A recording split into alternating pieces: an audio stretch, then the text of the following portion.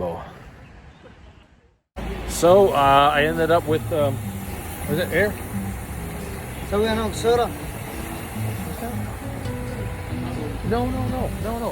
The air. No, it's fine. It's brand new. Yes. I don't need anything. So he's helping me get some air in my car here. Hey. Yes, he's helped me. So I got a little alarm came on. I'll show you what the alarm said. It said that I got, tire pressure issues. So I stopped over here and they're helping me get some air into my car.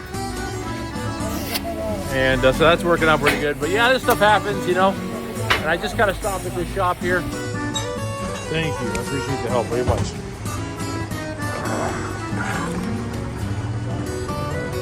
She's helping me out.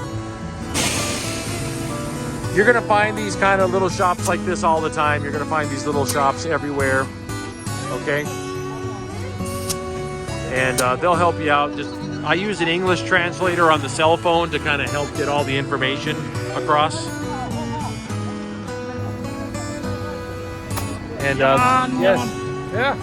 Hey. My family in the United States, my family in America, yeah.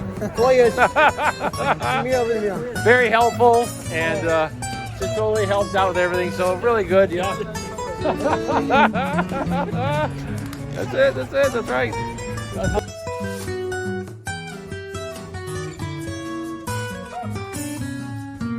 Thank you so much for your help. So it's all good. Thank you. I love it. Quace, that's right, quace. Okay, good. So we got some air in the car.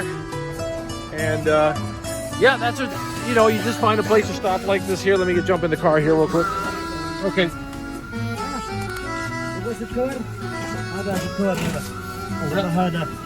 No, it's brand new.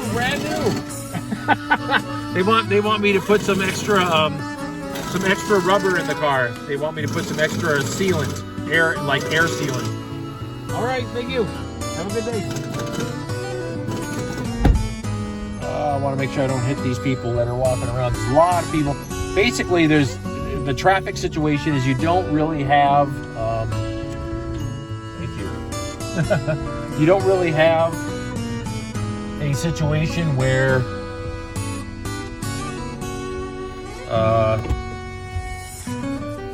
you got traffic laws and stuff like that. You don't have traffic laws. You don't have pedestrian laws.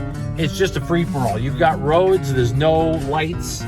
There's no stop signs. There's no lines in the road. There's no parking designation.